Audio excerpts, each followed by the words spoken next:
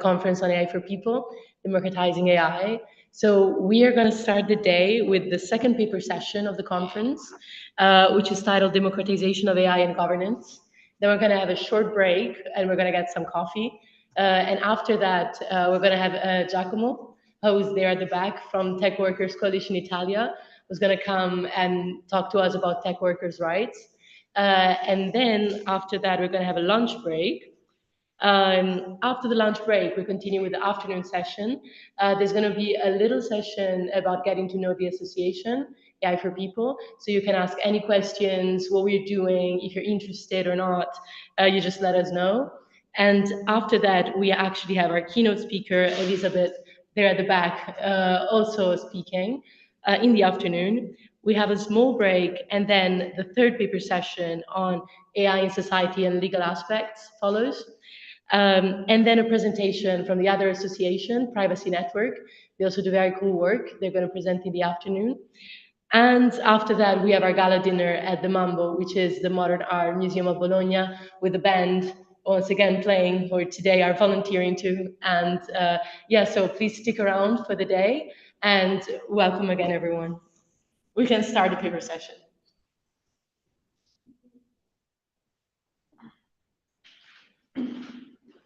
Okay, so welcome to paper session number 2. And I'm gonna welcome the first speaker, Sadia Khan, who's gonna present her work on democratization as a process, not a destination, and operationalizing ethics and democratization as cyber infrastructure for AI projects.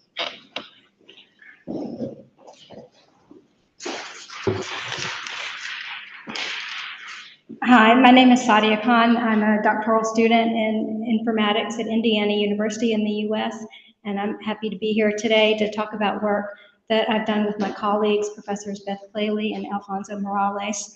The book titled Democratization is a Process, which is a play on the adage democracy is a process, is about operationalizing ethics and democratization in a cyber infrastructure for AI project, where we find that, like democracy, the democratization of AI is also a process.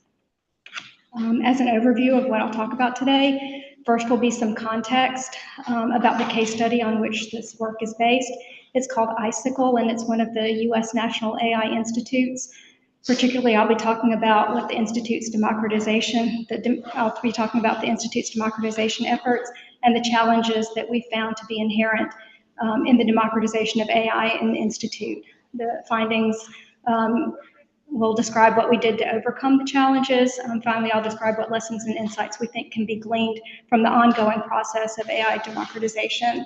There haven't been a lot of narratives, like in situ narratives on the process of AI democratization, and we hope that bringing the difficulties to the surface and offering some insights can help others who are engaged in similar efforts.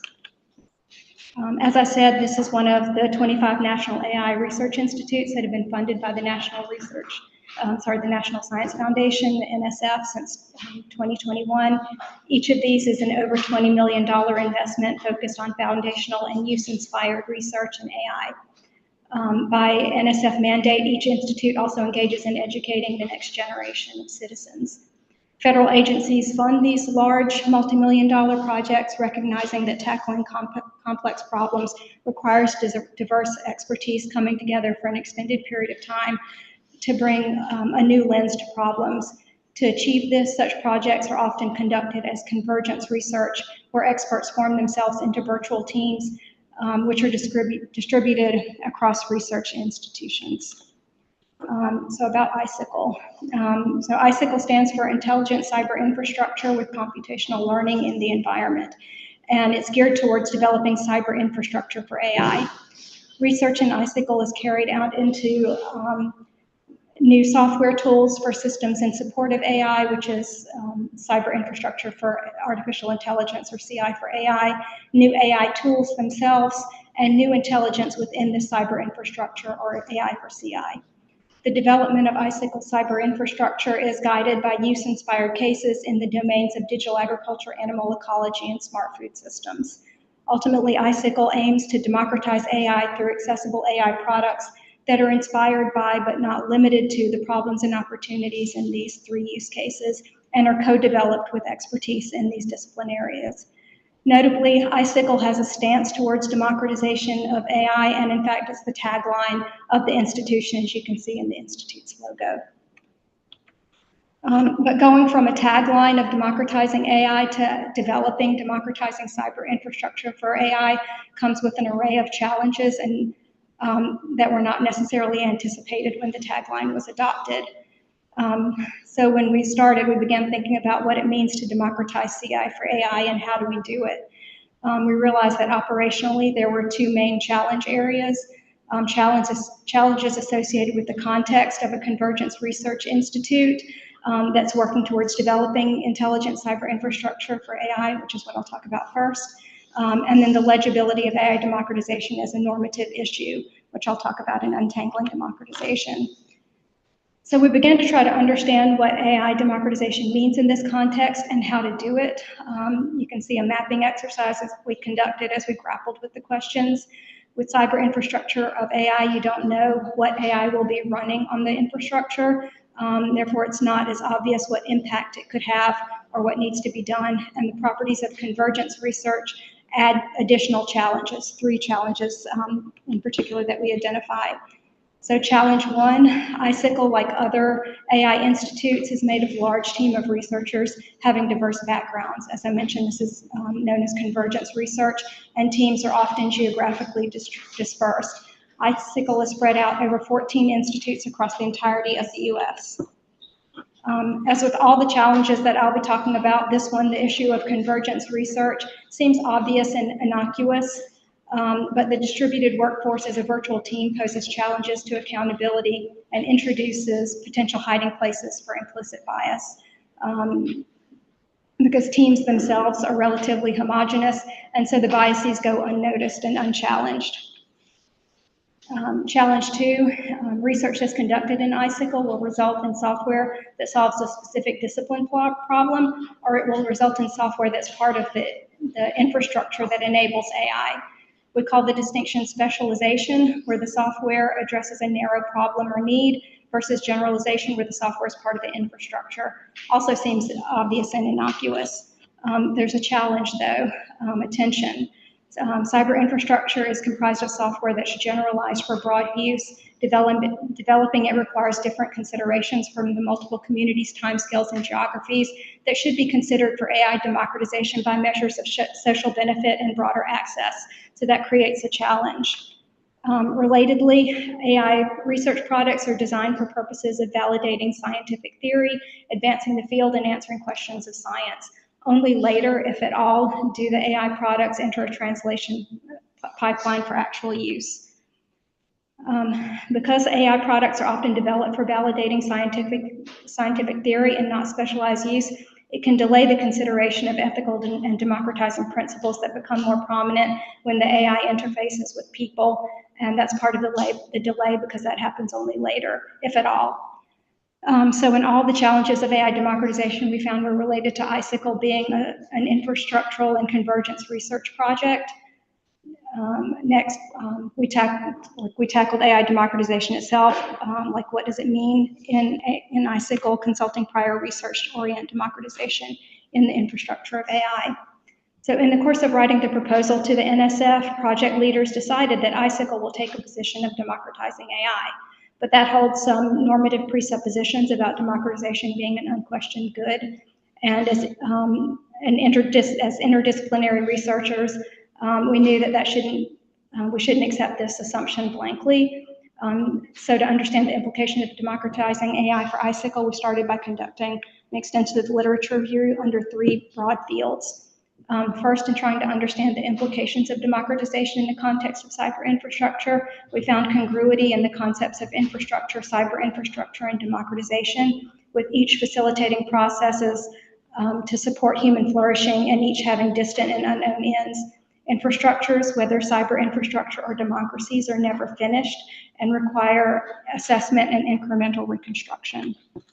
The second set of literature on normative implications don't really need much explanation in this group. We're all kind of familiar with the literature on model and data bias, privacy, surveillance, et cetera. We heard some of it yesterday. We also look specifically at the implications of AI in domain areas of iCycle, where there are many documented cases of unfair outcomes in digital agriculture, animal ecology, and food distribution systems. There's evidence that a pro-innovation bias often devalues local knowledge, threatens privacy, and creates disparity between adopters and non-adopters in these use case domains.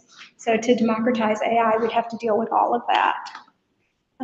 Third, we parse democratization, and AI democratization is defined in literature. Across literature since the 1970s, the main goal of AI democratization, main goals have been articulated in terms of educating an AI workforce, access to AI, and developing AI through inclusive processes. And as an operational matter, governance has been identified as having a meta role in carrying out AI democratization. So those are the challenges related to operationalizing AI democratization. Now I'll talk about the measures that we've taken towards AI democratization and what we found in the process of doing so. To take seriously the commitment to democratization, we determined that we had to engage with the concepts on multiple fronts related to the multiple meanings in the literature. Specifically, democratization of AI needs to involve democratization of access, benefit, development, and governance. These are adapted from literature, and they follow Seeger et al.'s general taxonomy, which she'll probably talk about this afternoon. Democratizing AI access means making AI software models and information more accessible to a wider range of potential users. Democratizing AI benefit means prioritizing benefit and minimizing harm and disparity. Democratizing AI development means having a wider range of stakeholders contribute their expertise to AI design and development. And Seeger et al. Define democratizing AI governance as facilitating the representation of diverse perspectives on how people and their actions are governed. We mapped these 4 avenues of AI democratization onto the challenges of CI that I just discussed. This helped us assess our engagement with the multiple meanings of democratization. So to revisit the challenges of a distributed workforce, even with having experts in participatory and ethnographic methods on the iCycle team, the virtual team ecosystem has a strong siloing effect. The virtual research thrusts tend to have homogeneous expertise relevant to solving particular problems, and so social scientists report having difficulty integrating their expertise. Second, the normalization of goals and expectations, which is normally part of team building, is hard in convergence research that's dispersed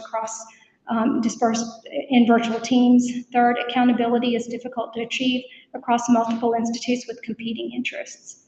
For these particular challenges, we focused on democratization of AI development. Some things we've done are to initiate an organizational restructuring as we begin year 3 to address the siloing problem. Through it, participatory design researchers are integrated into the research thrusts. We've also been conducting have conducted a JEDI workshop and started an affinity group for student researchers on the project to build teams and normalize experiences. Second, a main focus of iCycle is to create advances in intelligent cyber infrastructure, but cyber infrastructure has some particular features that are not necessarily amenable to AI democratization. First, cyber infrastructure software requirements are often based on factors such as cost and energy use, and success is determined in terms of accuracy, efficiency, and adoption rates. Second, and more generally, cyber infrastructure is not developed to cater to particulars, whereas success for end users is contextual.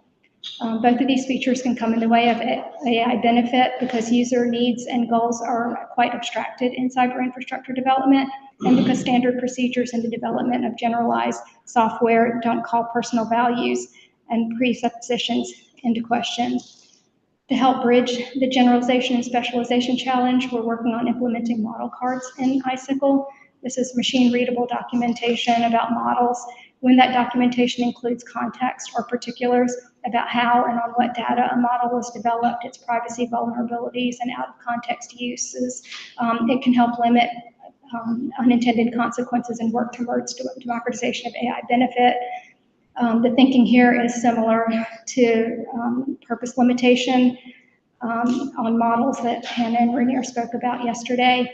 But naturally, to be effective, it takes commitment to doing the documentation, and getting that commitment has been an uphill battle. So I'd agree with what they said yesterday, that there needs to be higher level rules. Next are challenges of transitioning from a scientific research project to a translated end product. This challenge is a particularly thoroughgoing one. The major problem is with competing expectations across the Institute. One view is that a software tool should foremost contribute to scientific discovery.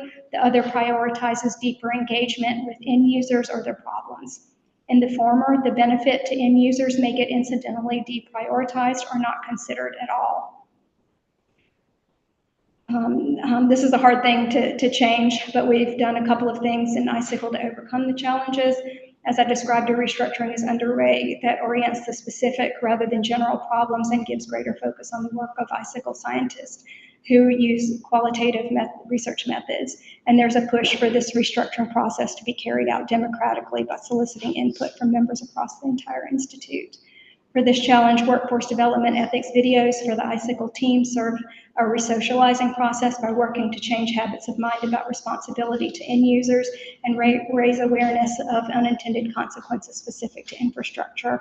And I'll talk about the ethics videos more in the next challenge, which is the last challenge area. Democratization of AI is the explicit goal of Icicle, as I said. Doing so in a way that addresses the multiple meanings of democratization has brought its own challenges, and quite honestly, it's been a rather bumpy and iterative process.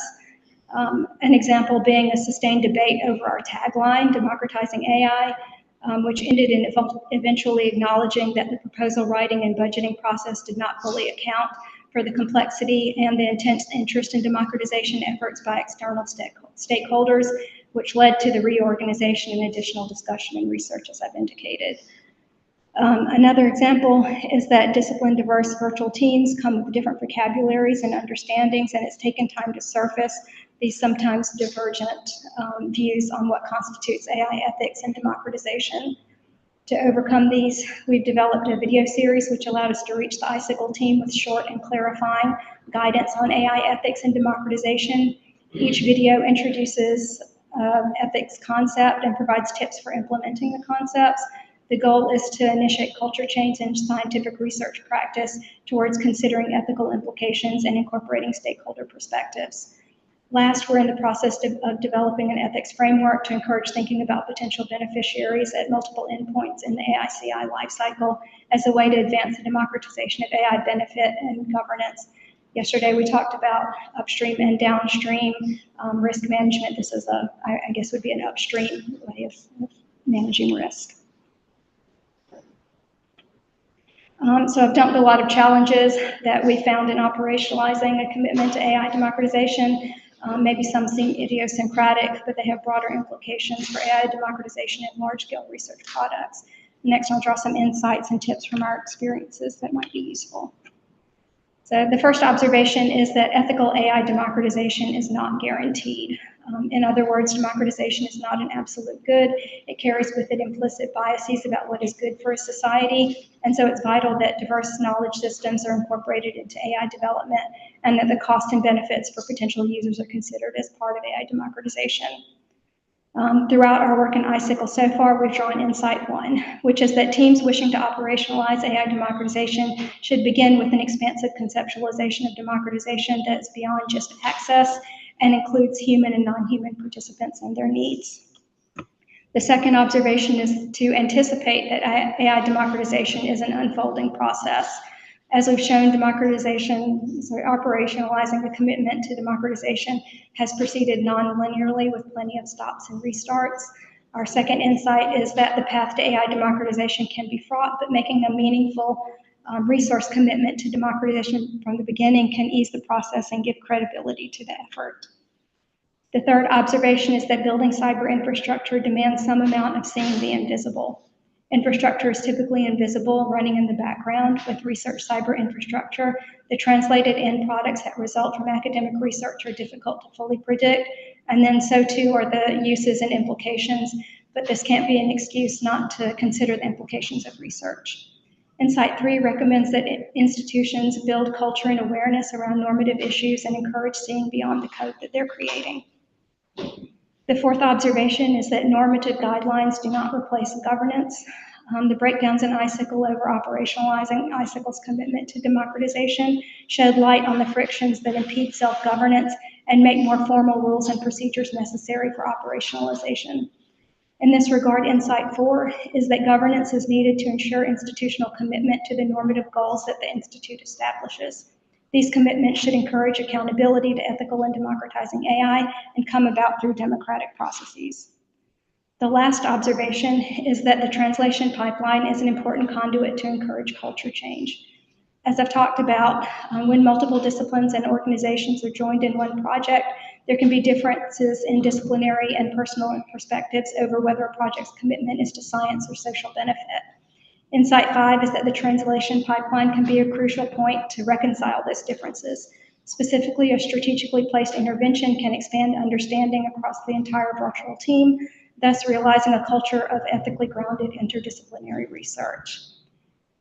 That's all. So those are some of the takeaways we've learned, and none of these are necessarily easy, but it's a process.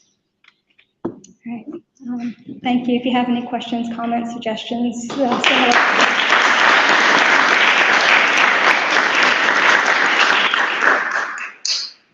Thank you. So now we have a few minutes for questions. I have a question. I really enjoyed your presentation, very insightful. I wanted to ask about this. In the beginning, you said about lack of scientific theory. It's really important from my point of view as well, because I see the lack of theory in social sciences. And it might be a problem of creating good expertise from the point of view of social scientists to create good frameworks, code of ethics, code of principles, how to judge these projects, even from creating cyber infrastructure. And how you address this problem in the ICICL, how we want to expand this scientific theory, especially from point of view of social sciences. How to manage to address this problem? So you're saying that there's lack of good theory in the social sciences to address this problem? Yeah, that's probably true. There's a lot of people working on it and no final decision. But I guess it'll always have to be contextual to the project you're working on and getting as much expertise in the areas like in ICICL. We have domain experts in the 3 use cases, and they bring a particular stance. I'm not a use case expert, but I have a background in both economic development theory and STS. So, I would say that there need to be more people on a team. There are about 150 research scientists on ICICL, and probably not enough people with the diverse backgrounds. If anyone else has questions?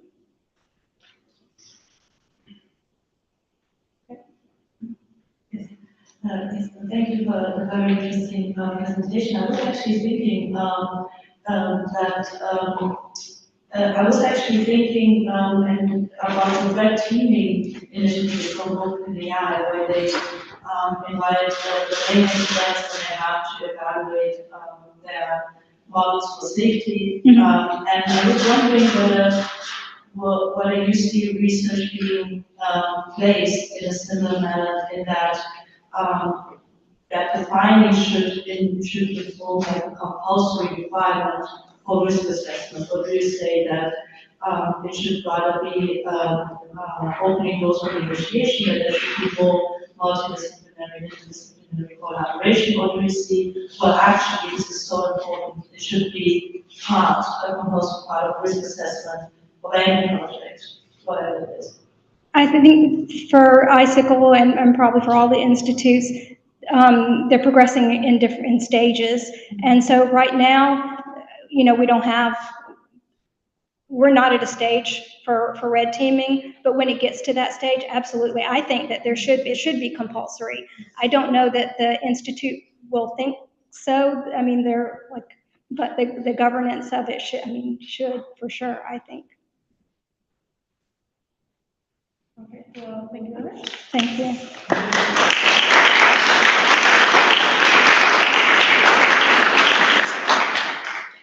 And I'm going to welcome the next speaker, who is Nikhil Dharmaraj. And it's going to present his project about impossibility in the ethics of AI, biometric surveillance, complicity, and refusal in India and beyond.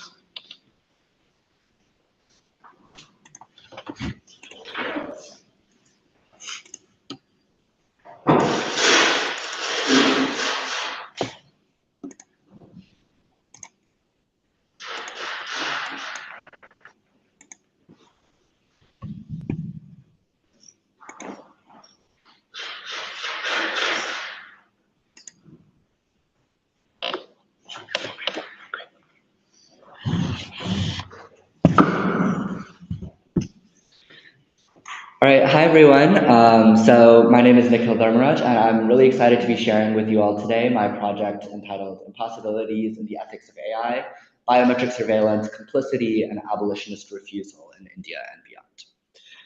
So before I begin with the contents of my presentation, I just wanted to take a quick moment to offer this acknowledgement that, as many of us know, right now there is a massive genocide going on in Palestine, and horrific war crimes that are being committed and abetted by AI technologies. And so today, as I share my research on the democratization of AI in India and thinking through these different challenges, I feel I'd be remiss not to center the connections and complicities between Indian surveillance and Israeli surveillance, the way settler colonial states around the world are increasingly adopting technological forms of carcerality, and to kind of hope that our discipline can continue to engage with these extremely urgent realities.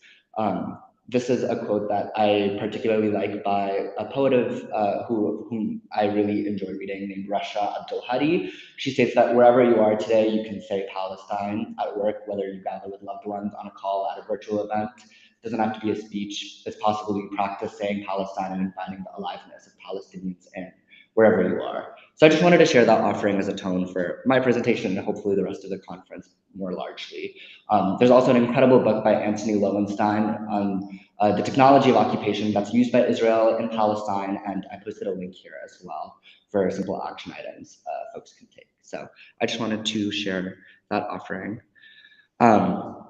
So to kind of begin with my presentation, democratizing AI is something I'm hoping to think about in the context of India specifically, and to kind of reroute the conversation, visiting the centuries of violence that predate the project of AI in India, more specifically. So here I've included this incredible definition of the contested term of democratizing AI by Seeger, Ovadia, and Siddharth in 2023, that it is a contested term that signifies the broadening of participation in AI use, development, profits, and governance. And this framework has been incredibly kind of helpful as an analytic to think about the ways in which AI benefits and risks are distributed around the world. But in my presentation, I'm hoping to kind of reroute this question with an abolitionist genealogy instead, drawing on the fantastic observation we heard earlier that democratization might not be an inherent good. Specifically using modern day India as a case study, I ask how abolitionist and socio-technical criticism might unsettle the very possibilities inherent in democratizing AI or other AI ethics projects at all. No matter how worthy in the abstract they sound, these projects still imply the existence of said AI, and with them, there are many attendant processes of social making and social unmaking. And in the context of India, as I'm going to outline, legacies of incredible violence. So kind of using modern day India as a case study with its centuries of colonial, Hindu nationalist, and Brahminical systems, I'm hoping to kind of posit a discontent framework that unsettles many of these possibilities and points towards a stance, an epistemology of refusal instead. So to do this, I'm going to talk about three main sort of components. First, giving you a history and a quick situation of biometric surveillance in India and why I've chosen it as a case study. Secondly, outlining two waves of AI ethics that have sought to respond to the challenges of biometric surveillance. And finally, thinking about abolition, refusal, and hopelessness as sites for impossibility that could possibly be generative. So to begin, I'm going to be giving a primer on biometric surveillance in India.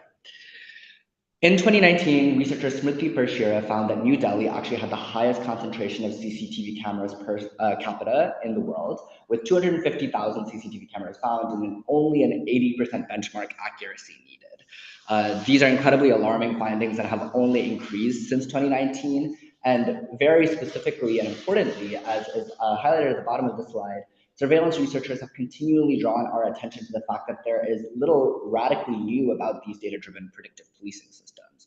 Rather, many of them draw on centuries of systemic and cultural conceptions of who is born criminal, hereditary criminality, and analog forms of surveillance that have now simply been optimized and digitized by the AI era.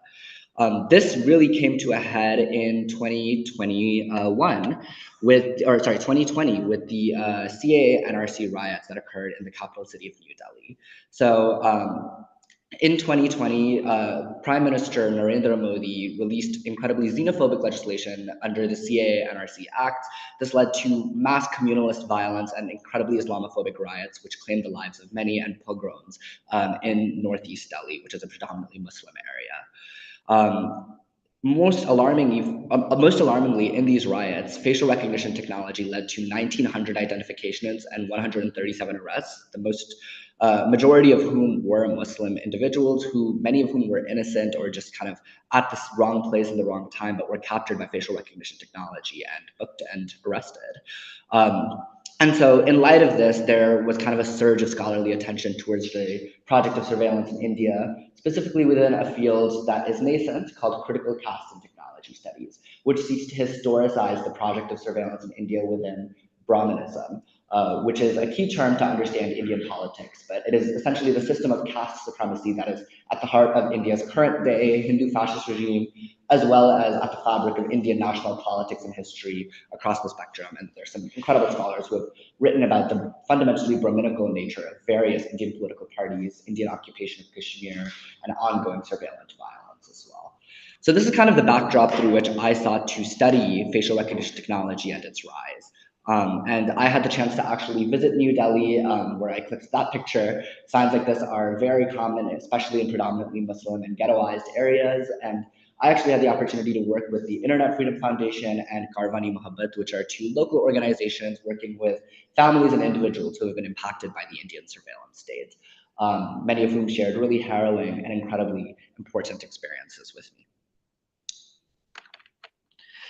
So this leads me to my overall question, which asks, what does a true ethics of AI in India look like when casteist and Islamophobic logics of policing and surveillance have been foundational to Indian society for centuries, rather than contextualizing AI as a new problem of merely the 21st century? And this kind of brought me to think about my own positionality, my own intentionality, and the framework of complicity more broadly. So I began this project in the United States on unceded Pawtucket and Massachusetts land with curiosity as well as concern, and immediately it became clear to me that I cannot separate my life and my own position and childhood experiences and identities from this work. I am sharing all of this from my social location as a class-privileged, dominant caste Brahmin Indian American who grew up in Silicon Valley with family wealth from Silicon Valley and its attendant industries. And I share that not just to kind of idly share a mere litany of positionality markers, but instead to kind of use them as generative sites to think through complicity as a framework more broadly. I think the ease with which I glossed over my own deep spiritual, material, financial investments in this violence that I sought out to study reflects not only my own failures, but I think a more broadly institutional failure within ethics to approach with any meaningful attention what Donna Haraway in 1988 reminded us is called situatedness, aka the work that is unlocatable is irresponsible. And so, although this is rooted in my individual perspective, I share these reflections not just as a self-reflexive exercise, but as a means of bringing complicity, ethics, and abolition more broadly to theorizing of AI ethics, to think through how each of us, as people who might enjoy or be afforded any amount of capital in these systems of violence, might productively engage with our social locations as well as our complicities. And in that vein, I hope that this work is generously citing and accountable to the community knowledge and citational work of Muslim, caste-oppressed, and Black feminists and organizers who paved the way for these conversations. So now I'm going to outline 2 waves of AI ethics that have sought to respond to these challenges of biometric surveillance and facial recognition technology in India. The first wave is largely grounded in philosophy and mathematics, and Cynthia Dwork at Harvard University has been one of the pioneers of this wave. This wave has made very important and interesting mathematical contributions to thinking about the study of quote-unquote AI ethics, specifically thinking through things like the Lipschitz condition or statistical parity, which all seek to operationalize concepts such as fairness, social good, and debiasing. These are all incredibly valuable interventions, but missing from this calculus, by and large, of this first wave of scholarship has been the question of justice, historical justice, retributive justice, and justice in the face of systemic violence. And this has been rightly critiqued by many scholars who have sought to question why frameworks like fairness or social good often have specifically Western Enlightenment epistemological origins. Many of them, for example, are traceable to John Rawls or other such sort of philosophical thinkers. And so this has been a contested wave. Another scholar, John Green, has also written an incredible paper on why social good is actually not an adequate framework to understand justice in the face of violence. So in response to this first wave and its many shortcomings, there has been what I term a second wave as well. This is a quote from STS theorist Alison Adams, who has said that the first wave of AI ethics largely is, quote unquote, a view from nowhere, aka it is unlocatable and therefore irresponsible. By this sort of humanization and universalization of the Western white male perspective in AI ethics that has come to signify the normative, there has been an act of epistemic violence, is what Adams and many scholars argue. And I'm specifically hoping to extend this to context beyond just the global north. And so in India, I think that this same framework applies, except instead of the Western white male, it is the Hindu Brahmin male. And this is based on MSS Pandyan's theorizing in 2002 that what looks like the unmarked modern is stealthily upper caste in orientation within the context of India. This has also led to an incredibly important wave of Black feminist critique as well, which I think has been really pioneering for this field. So in 2019, for example, scholar Khadija Abdurrahman stated that African American Vernacular English, or AAVE, has a rich ontological understanding that never makes it to conference, but Ben understood the limitations of fairness grounded and identifying technical shortcomings of algorithmic decision making.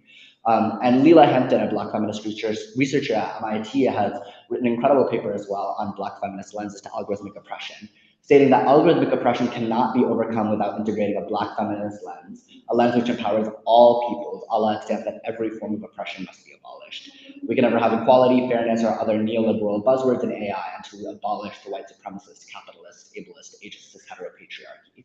So many of these Black feminist scholars have essentially sought to connect the projects of AI ethics to the broader questions which Black liberationists have been engaged in for decades, specifically in the United States and around the world, thinking through the limitations of very myopic frameworks like fairness that don't kind of seriously consider the broader context of the prison industrial complex and other forms through which surveillance violence is distributed in society. There's also been a framework that has been sort of attached onto the second wave about decolonizing AI, which has been a really interesting intervention as well.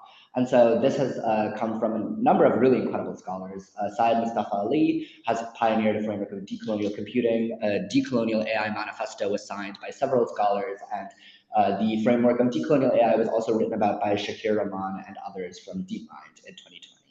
So all of these have been really incredible and instructive theories on global power, and I've often shared, visited, and appreciated many of them.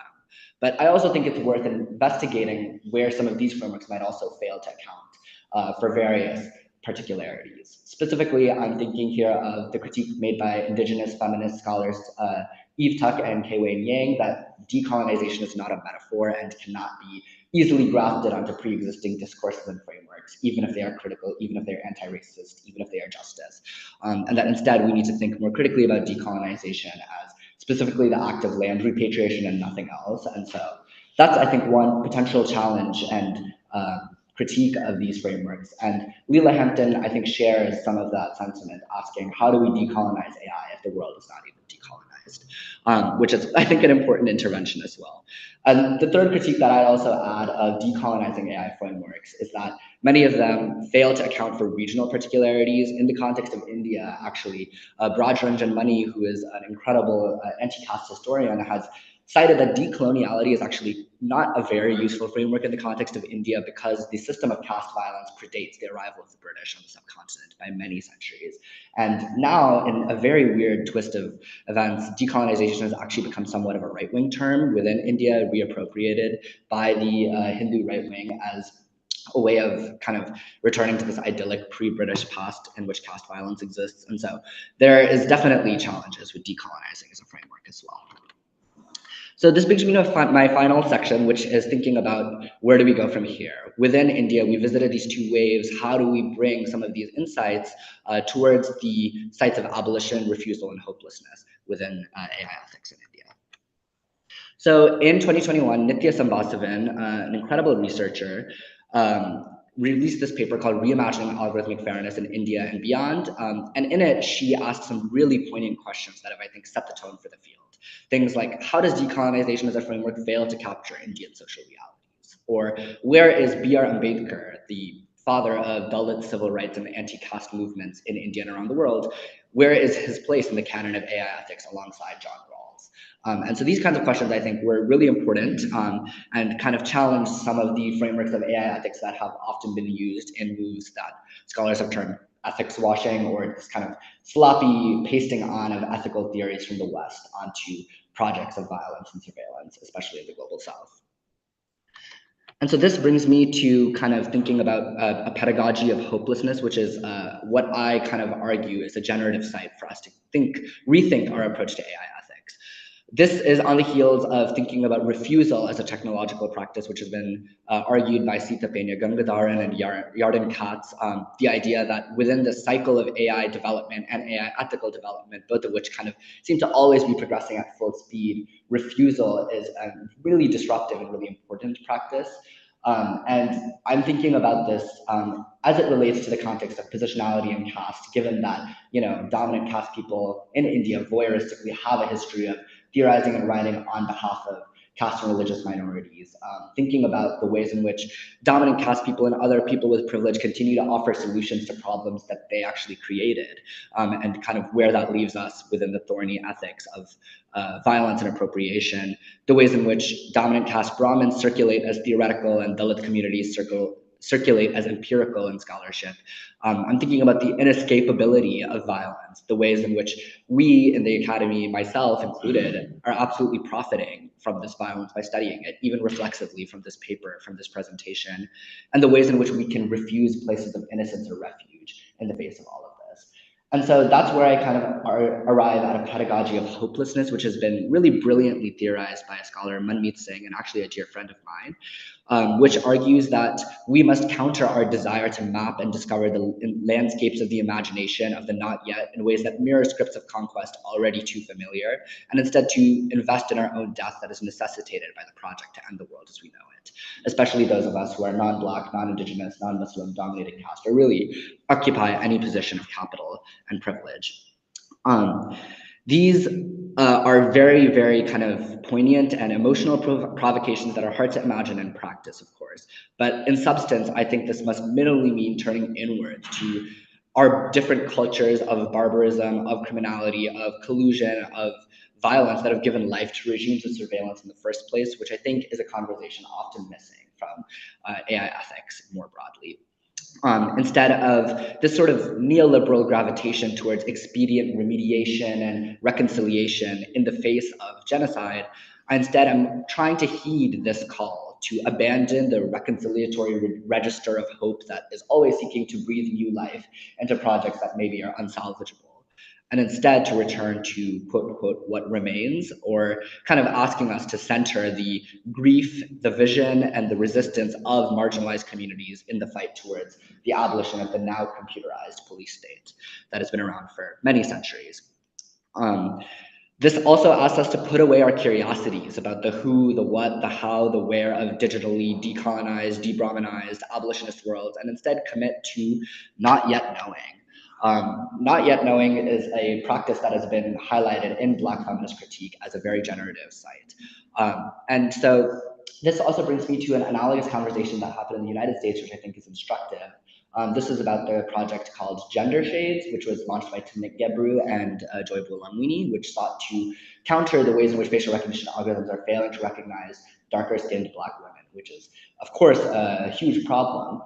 But there have also been really interesting challenges to this Gender Shades project. Specifically, Nabil Hussain in 2017, as well as scholar Ruha Benjamin, have argued, quote unquote, against Black inclusion in facial recognition, saying, why do we actually want facial recognition technology to be more accurate or more precise when it is a carceral tool that seeks to eliminate Black people?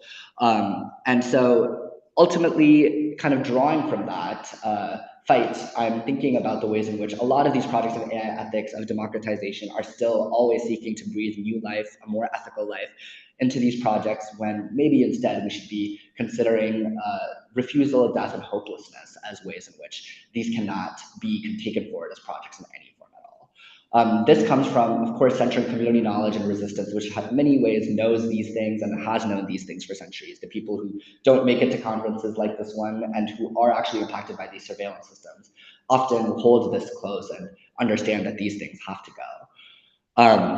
And so that kind of brings me to my last provocation, which is that complicity can be a meditative starting point for what I call a death world. And this is drawing on necropolitics, but thinking about a death world in AI means that we should think about hopelessness as instructive, refusal as requisite, and abolition as urgent.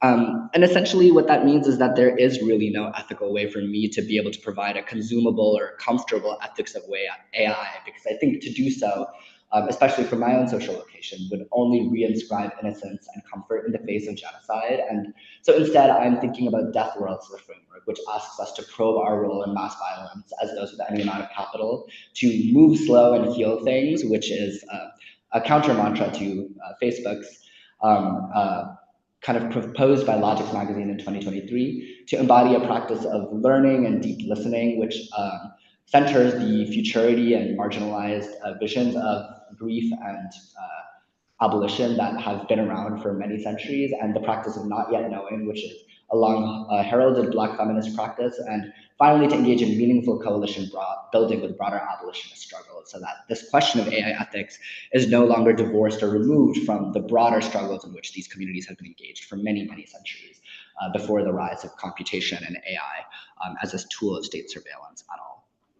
These community knowledges also provide paths forward above and beyond the cycle of AI ethics that seeks to resolve rather than abolish. And so I think the best thing we can do in the face of these legacies is to take a pause, to understand the ways in which sitting in pause, sitting in the face of grief and hopelessness can bring us to a place of refusal and informedness, and to center these visions and be guided by the practices of marginalized communities as much as we can.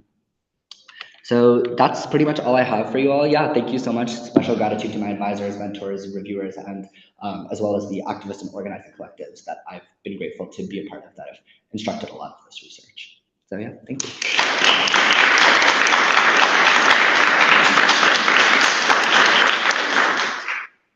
Thank you.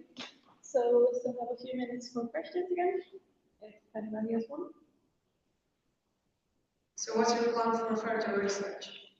Yeah, I am now kind of in my master's degree trying to take this forward by extending it just beyond the context of India. All of this has been pretty particular to India, but I think the question of refusal, abolition, hopelessness, and complicity are frameworks which should be applied more broadly as well. And so trying to theorize that more broadly is one thing I'm really interested in. Specifically, I'm trying to look at other states that have actually copied India's model. For example, Kenya has recently implemented a biometric register that is very closely modeled off of India's Aadhaar system, which is linked to its facial recognition technologies as well. And so that I think is specifically notable also because Kenya, like India, shares this centuries-long history of race science and eugenics, which informs these structures. Again, AI didn't really appear out of nowhere as this like scary new 21st century form of surveillance, but draws on these long histories of violence and settler colonialism. So I think applying this analytic to other parts of the world is something I'm really interested in. Thank you, I really appreciate this, but it's hard to do. Like, how do you reconcile just taking a pause and having, refusal be an option with, the push to put technology out? I mean, it's hard to, how do you reconcile that? Yeah, I mean, I think that is in some ways like the question. It is a really hard question, and I don't know if I have the answer necessarily. And maybe in some ways it is an unanswerable question because I think also like the entire field of AI ethics, I think Rodrigo Ochigame has written about this, but the entire field of AI ethics has emerged not at all separate from, but really imbricated within this like corporate cycle of pushing out technology and then pushing out ethical codes for that technology and then pushing out policies. And it's always like about pushing out. And so I think it is about like kind of attending to, like a pedagogy of pausing instead, which maybe is work that can't be done within certain spaces or within certain institutions because of their investments in kind of pushing out. And I guess what I will say is, I think I kind of hinted this, but there are so many collectives of people who understand surveillance in ways that maybe aren't the same terms we would understand it in a conference, but have been organizing and agitating against the forces behind surveillance for so long. And I think those people and those communities and those collectives, which are often marginalized organizers on the front lines, like I think they understand this on a really deep and visceral level. And so I think I'm really hoping that people in our field can turn towards those people as experts in a way, even if they might not have a PhD in this field or something like that. Okay, so this is amazing work, and I think really eye-opening for a lot of us who probably don't think about these issues on day to day. So thank you so much for presenting it. I mean, I work a lot with policymakers. You know, you get in a room, you have 30 seconds to convince someone that they need to do a specific thing about a specific thing. Say you get in a room with some policymakers who are thinking about what to do with the facial recognition technology in their country or something. What do you tell them? You have to give them a clear directive. How do you communicate this? I know in a way it's kind of a bad question because it's like it can't be, because I guess the whole point it can't be. But at the end of the day, you have to, if you want to affect change, you make a statement, you try and convince someone specific. What do you do? Yeah, I mean, I think this work happens on many levels. I mean, what I've talked about today is very much like a kind of philosophical, theoretical kind of approach to reframing our pedagogy. But of course, I think there's really important work to be done on different levels, whether it's in policy or in other places as well. And so, I mean, I think within policy, like the Internet Freedom Foundation, the organization I worked with in India, is like primarily a policy NGO. And so a lot of them are kind of grappling with this question. And I think they have like a stance that is guided by many of these things in the sense that the ask that they're making is, and they're really like the only big digital rights group in India at this point that is progressive. But the ask that they are making is not to kind of regulate facial recognition technology in different ways as much as it is to abolish its usage by the police. So like that is like, for example, one I think really clear policy ask that has also been made in the United States by different like collectives as well. So like, yeah, I mean, like kind of countering this push towards like making facial recognition technology with more diverse data sets or with greater accuracy, or in like limiting its usage and trying to push towards an ask for its kind of criminal usage at all. Yeah. So the counter to improve it is just don't do it. Yes, exactly. Which is the refusal aspect. Yeah, right. I have a question. Thank you so much. It was so interesting. I took so many pictures. And I'm fascinated by the idea of refusal as a practice. Yeah. And especially because it also makes us think how refusal is not often a right, which is also very interesting. And as you worked also with communities within your case study, I wanted to ask you if you had encountered cases of refusal, whether individual or community based, and whether the fact that it's a practice and not a right, how did that play out for them? Did that backfire their refusal or anything interesting? That's a great question, actually. Yeah, I think this question is making me think a lot of, I think there's been some writing out of Logic's magazine and some other venues about the idea that like a hack is not just like, you know, what we consider a technical hack, but the ways in which everyday people hack these systems that are designed to surveil and violate them in different ways. And I think there's so many, like, that's something I'm really like personally interested in as well. And so I've like, I mean, when I was doing research in India and I spoke to the communities who were all Muslim families impacted by surveillance, what they shared with me mostly was just like the brutality of the situation that they were kind of caught in. And interestingly, they actually kind of tried to like use this facial recognition tool in their favor. Like what they did to try to argue their case was that would say that like the facial recognition technologies that had captured them on site, like if you watch like the whole recording, like you can actually like also like capture the main perpetrators of this mob violence, who are like Hindu nationalists, who are also like local politicians in many ways, who should be arrested, and like it's on video. And they were like, if you're using this technology to incriminate us, like watch the whole thing and use it to incriminate these different rioters. But that case did not work actually, and I think that really proves. And they told me like they just like it's like there's no rhyme or reason or objectivity to this, despite this veneer of objectivity. Like these tools are only used by the state in ways that sanction a state-sanctioned agenda. And so when you're trying to incriminate the state with the tools that it uses to incriminate you, it doesn't work that same way. And so kind of, I think refusal as a practice asks us to divest from thinking about, you know, facial recognition or like even like this practice of surveillance, like watching the watchers, which is like an interesting concept. But I think refusal maybe asks us to divest from that even and work towards like building our own, I guess, like circles of solidarity and resistance. One way that this has been done in another context is adversarial makeup. I don't know if you've heard of that, but like it's actually really amazing. I did like a short film project about this earlier this year, but various communities have designed makeup forms that are designed to like confuse a facial recognition algorithm. Like if you wear like cubist forms of makeup, actually you become unrecognizable and you're like going dark in a certain way. And so, yeah, I think like that's like one really interesting generative site maybe. So interesting. Thank you so much. Thank you. So, nobody else wants to ask anything? Proceed to the next speaker. Thank Great. you again. Thank you so much. So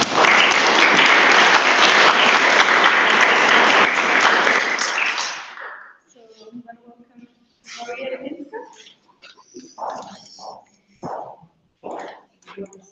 It's going to talk to us about research methods of the impact of AI on election system review. Sorry. Well, a systematic review, research methods of the impact of AI in elections. Thank you very much. It was a complex title because it's more like from social sciences, so the framework is set in a really complex schema here.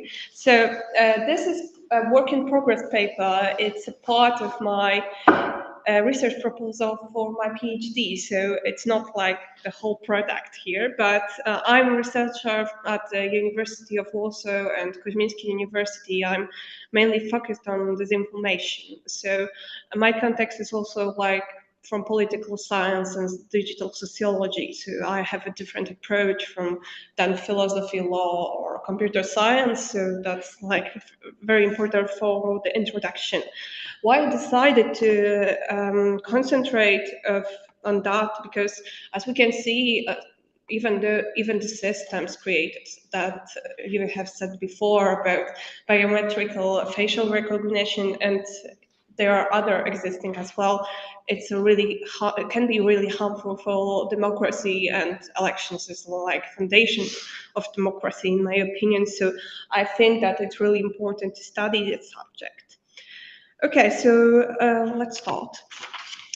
We are at the second day of the conference, and I have noticed nobody is properly addressing the AI from a definitional point of view. I mean, I know that maybe it's not that important to set up definition that will fit all the contexts, but when we are doing law or proposing any policies, we have to think what exactly is AI, because in social sciences, think that its definitions are quite important in the field, so that's why I am starting it. Let's talk about definitions. We are focusing on different contexts, but maybe a broader definition can be a good idea for like a starting point. So I have decided to provide here a short definition that I like, because it's not my main interest to distinguish all various types of AI, but I think that this one from OECD paper is quite okay, because it's mainly concentrated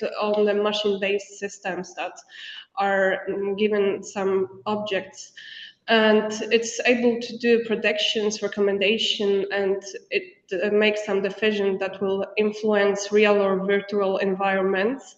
So it's quite a broad one. And I think that's a good approach toward AI, to think about it like a set of tools that can influence politics and elections.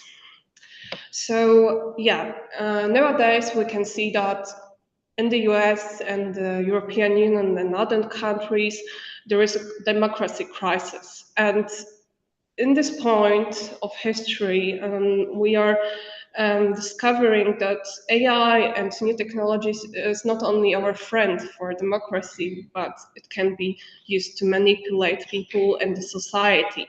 So we can observe that democratic crisis in many countries. So here I see that there are various ways of implementing AI in areas of election.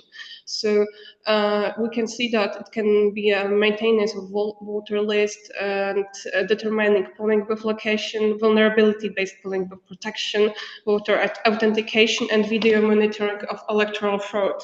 All those things can be beneficial for democracy and the process of election.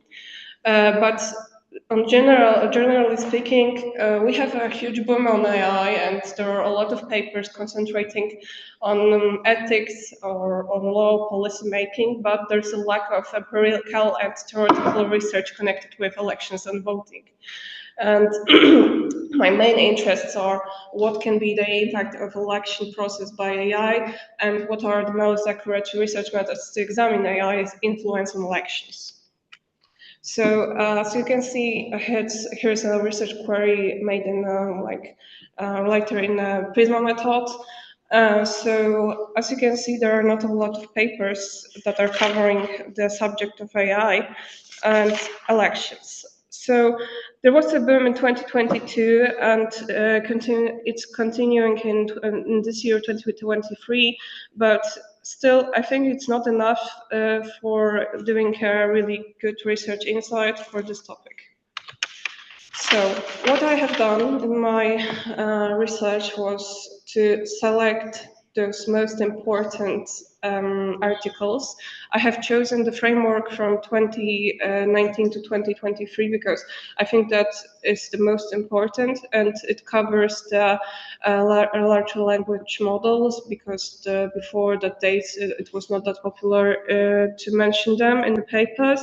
So I limited the research papers and collected the sample that was chosen because of the criteria. I have decided to concentrate on the English language papers because it's the most important language in the cases of describing AI and social sciences or political sciences in connection with AI, as well as I limited my research to art, humanities, and social sciences.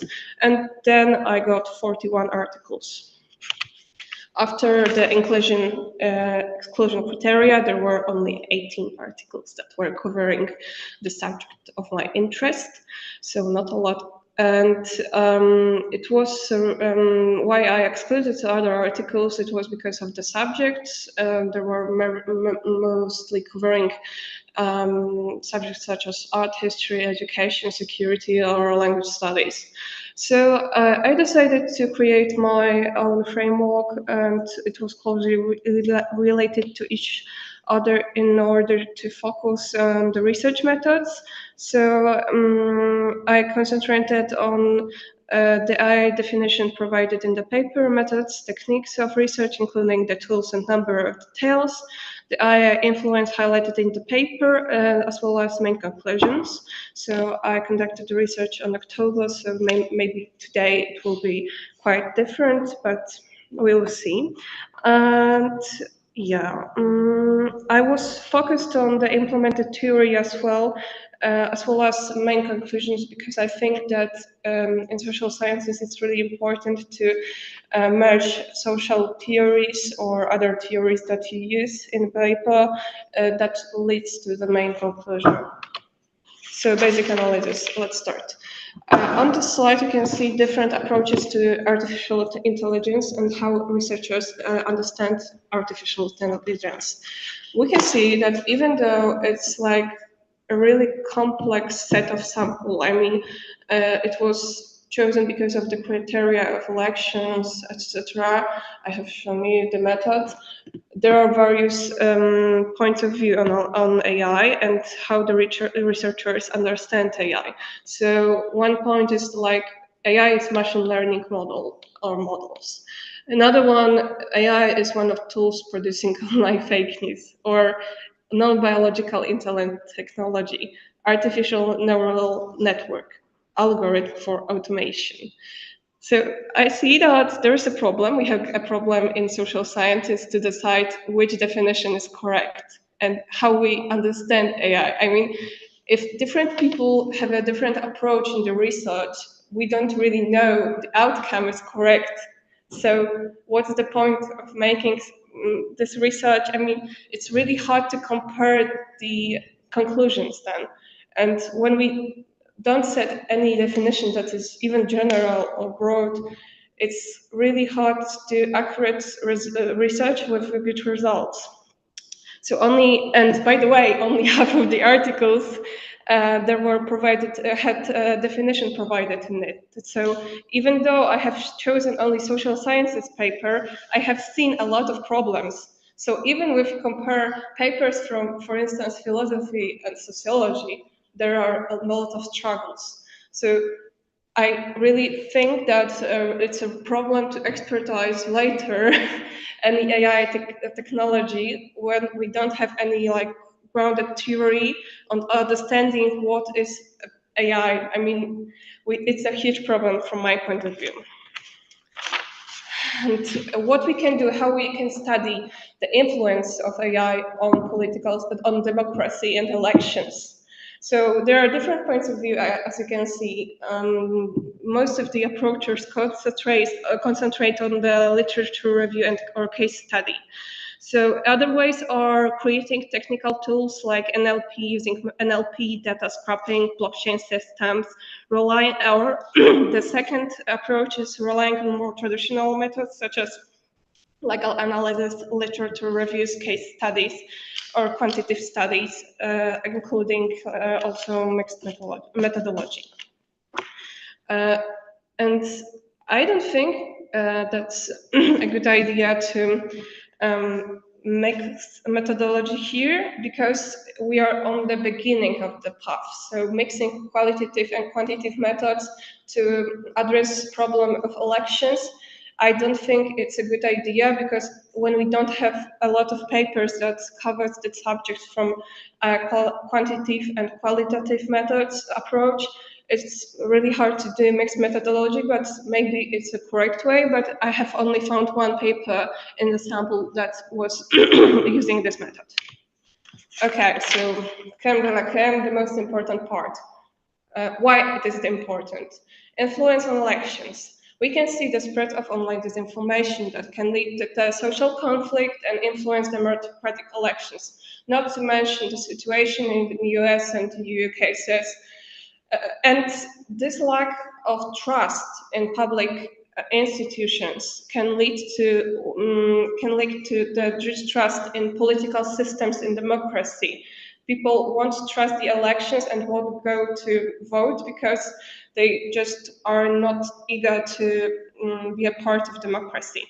As well as the fake news and the spread of online disinformation, we can see that people can use AI to implement in products from social media to to target more accurate the campaigns, political campaigns. So now in Facebook ads, political campaigns are using some models of AI that are implemented in the system, so the targeting is better than it used to be a few years ago.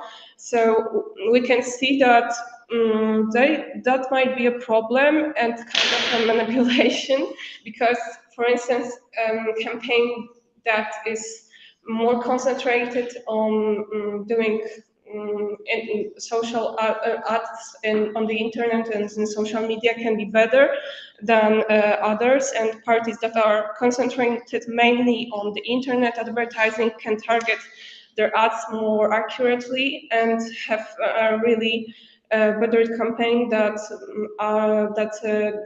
the parties that are not doing this. So it's a mean of being accurate in the campaign. Also, but the possible solutions of that problems might be verification tools and increasing AI literacy or creating any other regulation that can prevent that. But we can see that even we have some regulation, for instance, on Twitter, X, whatever, it's not solving the whole problem. There are still some bot farms that are causing a lot of fake news on the internet. So I think that it's a really hard struggle now.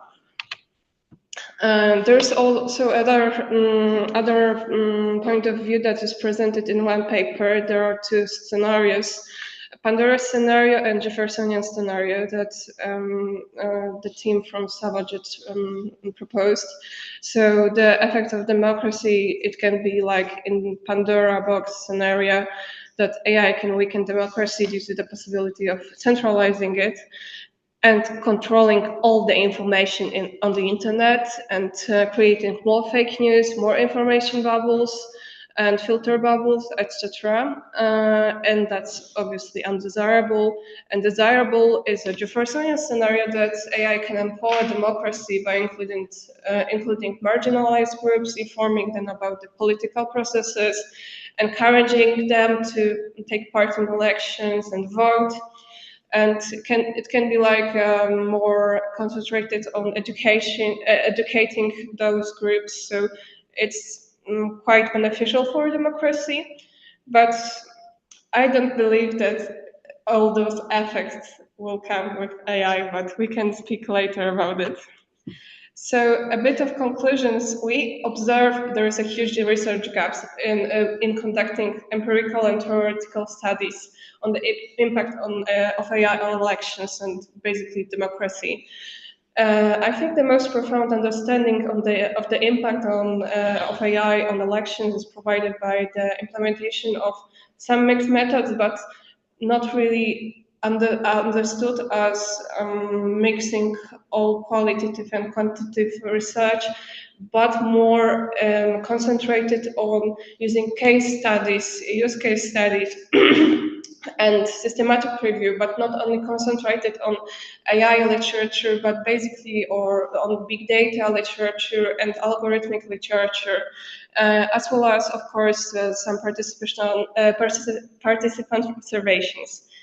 What is more, I think that these methodological approaches that I presented are still limited because we can see that there are not a lot of papers, even though I have searched the query of Scopus with various keywords and various options, there are not a lot of papers. So I think that there's really hard to do research right now about the subject without correct research being done before about this. Yeah, and another harm is that AI can predict election results and provide recommendations for the politicians to encourage various groups to come to vote or discourage. So as it was in the Trump campaign, so it's really harmful and dangerous for the society. And I think that now what I will do next with all this stuff. So I think that my research project will implement my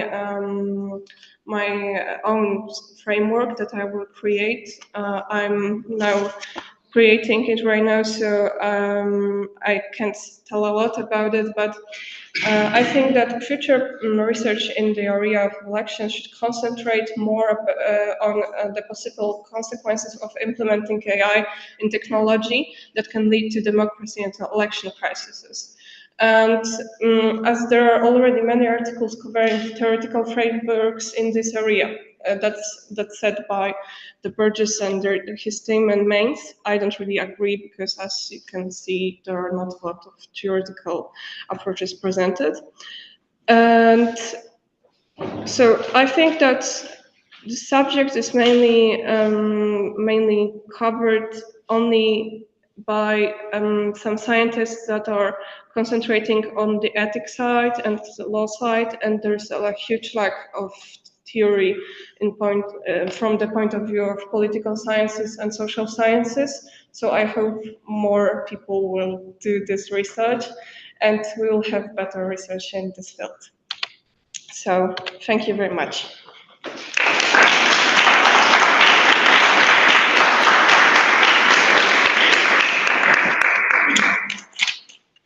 Thank you so much for the presentation. If anybody has questions, feel free to ask. Thank you very much for your presentation. It was very interesting. Absolutely, I recognize too that there is a clear gap in the research, but also I would say like in the public debate about it. I agree with you that nowadays, compared with like for example 2016 and Cambridge Analytica, the situation is more difficult because it's really like to there is no data from Facebook. It's hard. On meta platforms. It's quite difficult that does something to try to debate. But I would like to ask you if there is in your opinion, in the directly voting system, possibility to directly affect the election in terms by AI. By AI. You can take the Polish election if it's more familiar with you, because I know that. To manipulate elections from a Polish point of view. Okay, so from my point of view as a Polish citizen who took part in this year's election, it might be interesting for you. As an observer and researcher of the social media and fake news, I can see that there was a huge influence from various parties, and even that I'm doing research in another project about that, so I have some conclusions in mind right now, but let me think. I think, in my opinion, there is visible that some parties are using micro-targeting really hard. And it is done not only on Facebook platforms, but also other media, social media as well. And it can really influence the elections for especially young people and vulnerable groups, such as people who are not really literate in like modern media and new technologies and are not aware how the ads on the internet works. And really, I think that even though we can regulate AI, we can regulate fake news, there are so many cases in Poland. I have one in mind that one party that was political party called PO used deep fake in their political ads. So it is really a hard thing to regulate such stuff. I think that's unethical, but they did it, and they cloned voices, and they did deepfakes in their campaign. And there were voices that's not good, that's unethical, but still they are the part of the future government, and there are no consequences of such actions. So I think it's a really huge harm, not only in the case of fake news, but also like creating new, I don't know, election systems that can manipulate the results by spreading the commissions, the places you vote, in order to manipulate the results. Because, for instance, this year or 2 years ago, I don't remember when was the change of the law, but this year we had a new. Wait a second. New polling booth locations this year because they have counted the party that is the old government, that if they change the law, it will be better for them, because in their smaller commissions, small locations, then they can earn the votes for them, because people are more eager to vote. And in small societies, they will get more votes. So they divided the locations that will be better for them, not for the opposition. And they enforced the law that was based only on their benefits.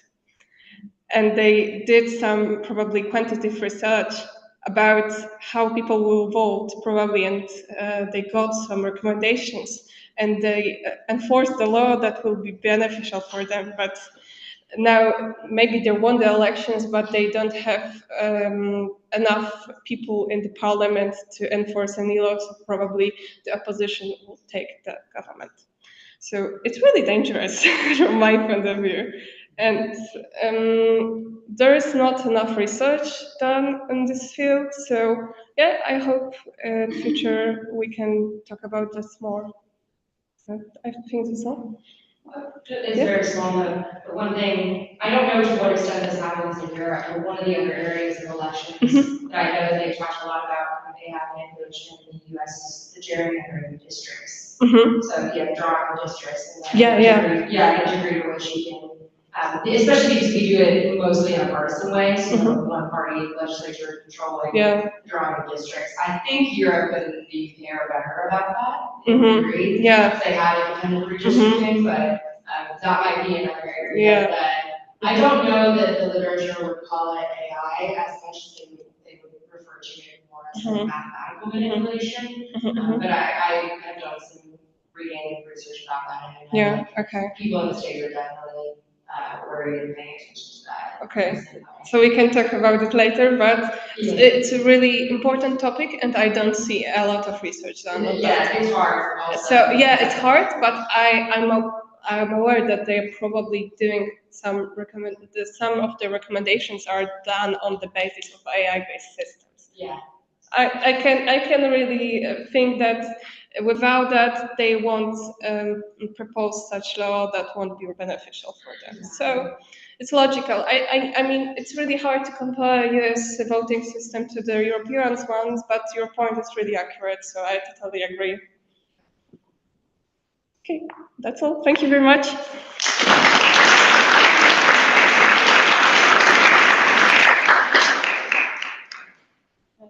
So the session is over.